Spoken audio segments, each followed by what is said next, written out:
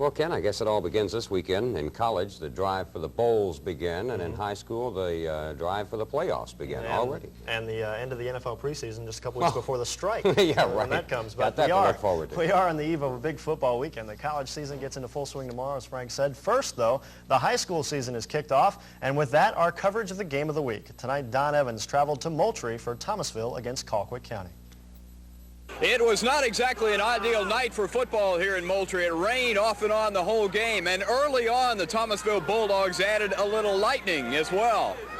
Early, as in the third play from scrimmage, the lightning came appropriately through the air as Sean Jones hitting Herbert Futch. Marcus Ponder saved a touchdown on the play, but not before it had gone 57 yards. 2 plays later, Eddie Coleman took it in from the 3 after bouncing off a couple of tacklers. The fans weren't settled in yet, and it was already 7-0. Then another big play the next time the Bulldogs got the ball. This time it was on the ground. A straight handoff. Ronnie Gardner shook a tackle at the line of scrimmage and went 45 yards this time. The Dogs couldn't push it in, though, and settled for Danny Smith's field goal. This made it 10-0 Dogs still in the first quarter.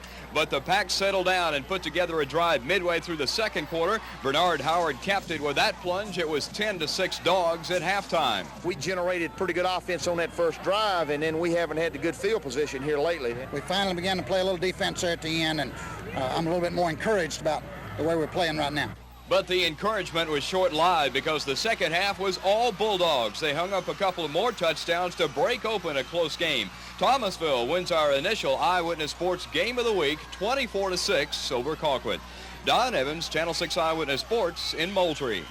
Thank you, Don. There you see that final score. And defending national champion Valdosta had no problems in their opening match. 40-7 over LaGrange. Nobody might touch Valdosta this year, looks like. Camden County, meanwhile, took care of Lowndes. The Vikings lose 28-18. It was Tift County, the Blue Demons over Northside, 28-0. Albany beat Westover 19-7. Mitchell Baker with a 7-6 edging of the Cairo Syrup Makers. Seminole County got by Miller County 14-7, and Early County barely over Ashford, Alabama, 16-15. Elsewhere, a couple of blowouts. Lee County 26-0 over Sumter County. Fitzgerald over Irwin County 27-0. Waycross 42, Ware County 13. Berrien County took it out on the Pelham Hornets 21-13, and the Brookwood Warriors with a 26-12 win over Valwood. In just less than 20 hours, the Florida State Seminoles will open their 1987 season of great expectations at home against Texas Tech. The Red Raiders are coming off a 7-5 season last year and a trip to the Independence Bowl. The Seminoles go in as 15-point favorites, but the coach knows his team can't take Tech lightly. But I tell you, last year, nobody ran the football on Texas Tech. We've been studying film of all their games last year. Nobody moved. Arkansas, they beat Arkansas, who played in the Orange Bowl. And the way they beat Arkansas, tried to run the football, and they stuffed them, and they couldn't throw good enough to beat them. And so if they caught us on a cold night throwing and catching, they would be capable of beating us.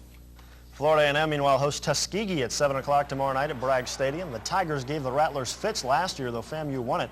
Quincy's Tony Carroll threw for over 300 yards for Tuskegee in last year's game. He returns, and he has guaranteed victory for his team this year, so we'll see about that one. 7 o'clock, the start time on that game. Before Florida State and FAMU get their seasons underway tomorrow night, the Florida Gators and Miami Hurricanes will continue their rivalry from the Orange Bowl at 1 o'clock in the afternoon. Now, of course, Florida has Kerwin Bell, the Heisman Trophy candidate, while Miami will counter with an untested quarterback. Sophomore Steve Walsh makes his first start in the post-Vinny Testaverde era.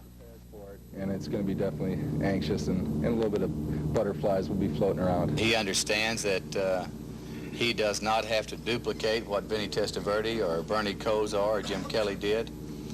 He only has to utilize his supporting cast, and as I told him, we're not looking for him to make the great plays. We want to make sure he avoids losing.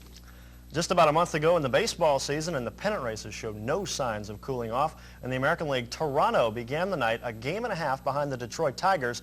The Blue Jays hosting Seattle at Exhibition Stadium. Bottom of the 6th, and Willie Upshaw went deep. A 2-run blast to right field that tied the game at 3. The Blue Jays went on to win it 6-5 in 10. But Detroit is beating Texas big time, 11-1 in the 8th, so the Tigers' lead will remain intact tonight. Elsewhere in the American League, they're going to the 10th inning in Minnesota. The first-place Twins in the West, they're tied with Milwaukee 1-1. Baltimore beat Oakland tonight 5-2. Albany's Ray Knight with a homer. Boston over Cleveland 5-2. And in the 7th, it's Kansas City 6 and Chicago 1. National League, San Diego St. Louis tied 2-2. The Braves beat Montreal 7-4. It was Cincinnati getting by the Chicago Cubs 4-3. Houston and Nolan Ryan blanked Pittsburgh 2-0. A couple of games out on the West Coast. Early on, New York and Los Angeles scoreless. Philly and San Francisco in the second, they're also scoreless. And if you like, you can get out early and enjoy the fishing before the big football weekend kicks off. The forecaster says 3:30 to 7:30 looks pretty good, but 9 to 4 a.m. in the afternoon is probably your best bet. As you take a look at it right there, you can go out and do some fishing and then get back in and watch football all day on the tube. And the Daily Double at the Jefferson County Kennel Club tonight, the 3-5 combo paid $22.80. So, Frank, I know you'll be out fishing early, and then I know you're going to watch some TV tomorrow, too. Well, I think I'll watch, you know, the Hurricanes and the Gators tomorrow. Yeah. And you're an old Gator fan from way back. Yeah. What's your pick? I'll take Florida. No sentimental favorites now. No, I'll take Florida, and I think Texas Tech is in for a rough evening tomorrow night. I'll take Florida State by about 20-25. Oh, 20-25. And So it should be a good Tuskegee, night. FAMU? I think FAMU will win. Yeah, they're tough. Sounds good. They're tough. Sounds good. Okay. Two good.